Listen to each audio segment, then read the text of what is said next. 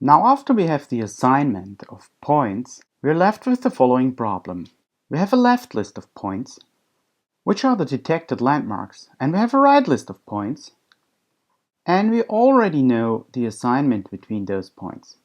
We now want to find the transformation which maps all the points from the left list to their partners in the right list. And so what we want to allow is a shift, a rotation, and a scale factor between those two lists. And this is called a similarity transform. So given a left point, we want to rotate this point, and we want to apply a scale, and we want to apply an offset, a shift, so that this point is moved to its right partner. Now the scale, this is a scalar value from R, the real numbers. The rotation, in this case in 2D, has 4 values. So it's a rotation matrix, and we may use the following matrix, which is well known.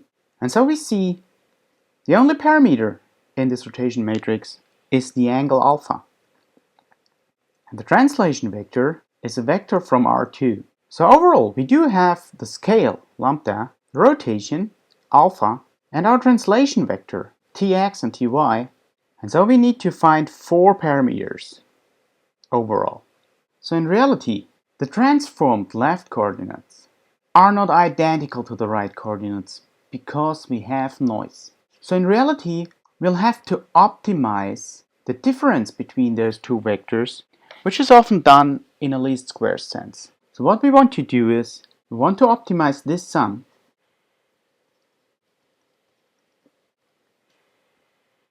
which means we want to minimize the squared length of the remaining vectors between the left and right set of points after I have transformed the left set of points. So now how can we determine this? Well, that's a scalar. But here in R, as we know, we have those cosine and sine functions and we have the translation. But this formula tells us that this is a nonlinear problem. So the typical solution would be to linearize and then iterate a search for a minimum. And this would mean we need start values and we have to iterate, and we don't know if we will find a global minimum. So this is why I show another method here. So first of all, let us compute the center of mass for each of the 2 point clouds. So that the left center of mass is 1 divided by the number of points times the sum over all points. And the right center of mass is similar. And after having computed the centers of mass, let's subtract them from the original points. This will lead to reduced coordinates, and we will denote them by using a prime. Now this essentially means that previously we had those coordinates in some global coordinate system, so the points interpreted as vectors looked like that. Now after we computed the center of mass, our new vectors will look like that. And of course now if I do the sum over all reduced coordinates, this will be 0, because we moved the set of points so that their new center of mass coincides with the origin, and the same for the right set of points. Now let's go back to the original formula that we had to minimize. Let's put in our new reduced coordinates.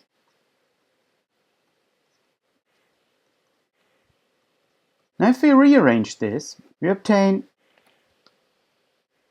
this lambda r Li goes here, and the Ri goes here, and what remains is the second part multiplied out, the mean of R and T. So if we just denote that as T prime, then what remains is the following formula. So in order to minimize this original value here, we might as well minimize this sum, which uses our reduced coordinates. So let's minimize this sum. Now this sum has a plus here, and so this reminds us of the binomial theorem. So if we apply this to our formula, we obtain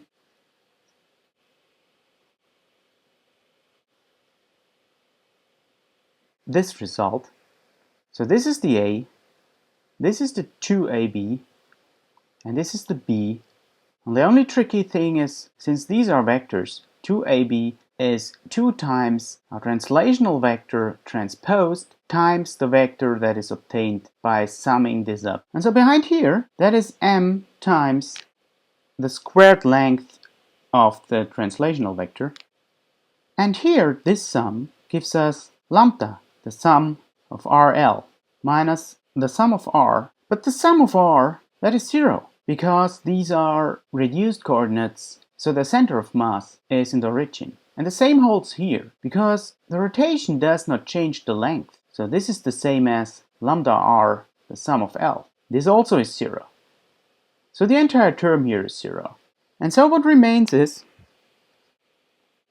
this term, which consists of the first part and the last part. And we still have to minimize this. Now if you look at this, this is a sum of squared values. So this is greater or equal to 0. The same holds for the second term.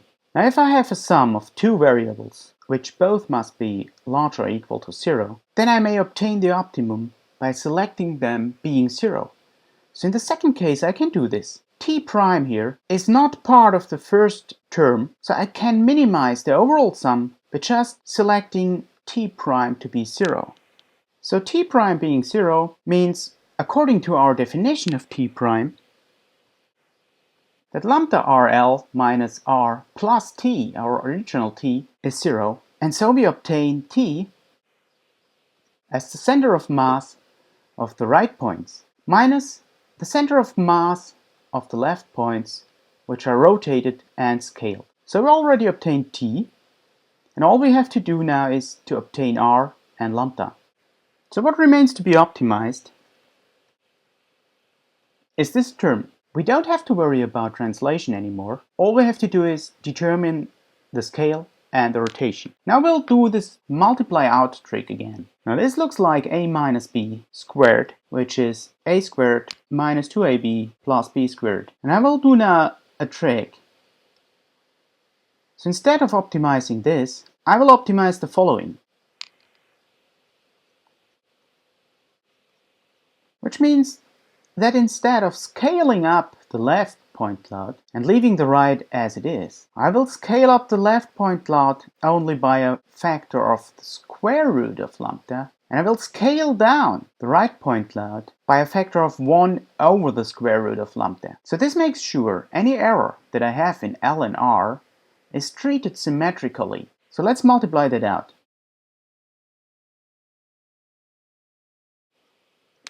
So by using this theorem, I obtain lambda times the sum of the squared length of all the left vectors after they are rotated. And as we know, rotation doesn't change the length. So this is the same as the sum over all squared lengths of the left set of points. And the second part, which does not involve the scale, and the third part. Now my formula is of the form lambda times sum A plus B plus 1 over lambda C. And it turns out, to minimize this, I have to select lambda square is c divided by a. And b, this term in the middle, does not play a role. So in our case, this means lambda square equals the sum of the squared vector lengths of the right point cloud divided by the left point cloud. Or lambda equals the square root of the quotient of the squared right vector length divided by the squared left vector length. So and this is our second formula. And remember, since the b here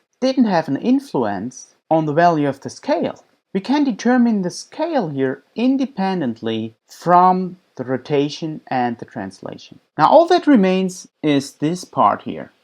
So in order to minimize the sum, as there is a minus here, we have to maximize this part here. So now the task is the sum of the right transposed vectors times our rotation matrix times the left vectors should be maximized. There's no translation anymore, there's no scale anymore. All we have to do is we have to find the rotation matrix. Let's multiply this out for a single point. Let's just drop for a moment these primes. So we have Rx, Ry transposed, so as a row vector, times the rotation matrix, times left x, left y as a column vector. And if you multiply this out, we get this vector times Rx, Ry. Let's multiply that out too. So overall, we get this scalar value. You see, it's a matrix multiplied from the right by a column vector and from the left by a row vector. So we get a scalar. And now let's group this. So we have a cosine times Rx, Lx plus Ry, Ly. And we have a sine times minus Rx Ly plus Ry Lx. Now let's remember we have to sum that up. So our overall sum, which was the sum over Ri transpose times rotation matrix times Li, now it's the same as cosine times the sum plus the sine times the second sum. Now we have to find the cosine and sine so as to maximize this entire sum. But this is really easy because this is a cosine sine. That's a unit vector multiplied by those sums. Let's think about this. This is a vector. And we're looking for this unit vector here that maximizes the scalar product with this vector. So see, the scalar product is this times the length of the green vector, and we need to find a unit vector. And so as is easily seen as the vector that maximizes the scalar product goes in exactly the same direction as the green vector. And so we find out that the cosine and sine we're looking for, this is just the vector here, divided by the length of the vector. So we have to take this vector, build the norm, and just divide by the norm of this vector. So this is the solution to the third part. So in order to find the cosine and sine of my angle, all I have to do is build those sums and normalize the two values by the length of the overall vector. And so if I want, by using that identity, I can recover the angle alpha. So here's the recipe. You are given two point sets, left and right. Point numbers, say between 1 and n. Then compute the following. Compute the center of mass for the left and the right point set. Then compute reduced coordinates, the L being Lx, Ly, and the R being Rx, Ry, and then set up the following sum. For the index running over all points, compute the cosine sum, which is the first element in the vector that we just built, and the sine sum, and also compute the lengths of the vectors,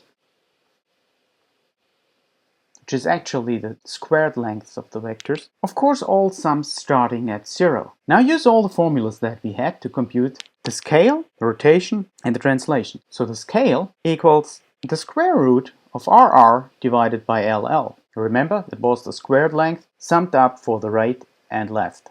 That's exactly what we're doing here. This is the first result. And the cosine and sine, which we just defined, well, this is just the cosine sum and the sine sum divided by their normalizer. So this is the rotation. So translation, remember this was R minus lambda RL. This is the right center of mass minus lambda times the rotation matrix, which is cosine sine minus sine cosine times the left center of mass, which is the third formula. Now as you see, to compute this, I need the right center, which I computed right in the beginning, and the left center, which I computed right in the beginning. I need the lambda, but I computed that already here. I need the rotation matrix consisting of the cosine and sine, which I computed here. So all I need to know is there.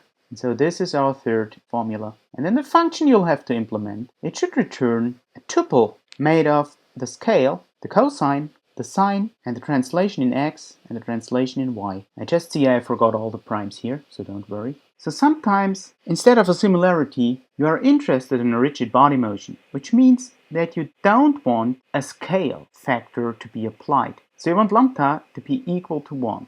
And you can achieve that easily, because instead of computing lambda this way, you can just replace this by lambda equals 1. So in the final implementation, I ask you, depending on the flag, just don't compute this value, but instead set lambda equals 1, and we'll still estimate the best transformation in the least square sense. However, for a rigid body motion instead of a similarity transform. So now let's implement this.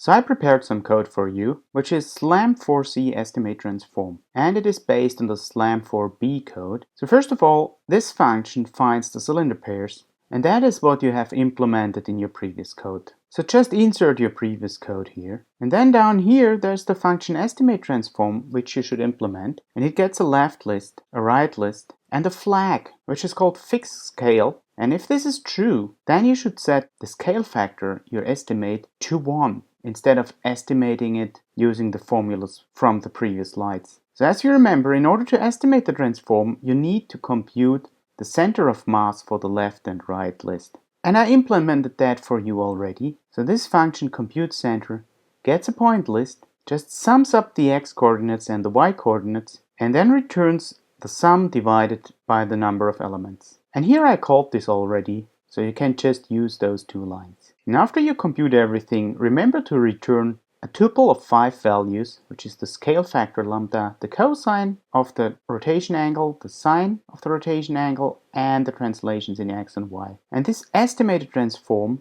should turn the left list into the right list, and not the opposite. Down here I implemented a function which applies a similarity transform. So given the transform, which is a tuple made of scale, cosine, sine, tx and ty, this function will transform a point P by just applying the scaled cosine and sine to the coordinates and adding the translation and returning the resulting xy tuple. So in the main function,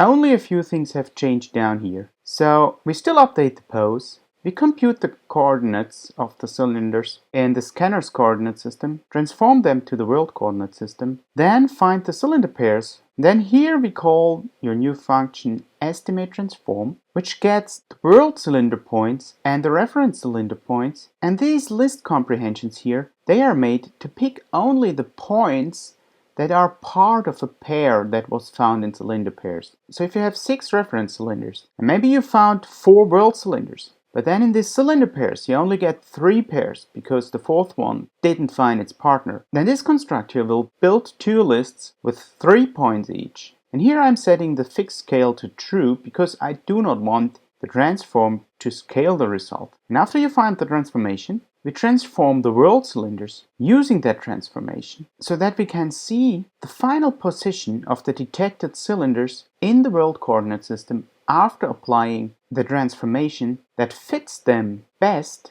in a least square sense to the reference cylinders. So now try to implement this function up here, and don't forget to insert your code to find the cylinder pairs from your previous solution.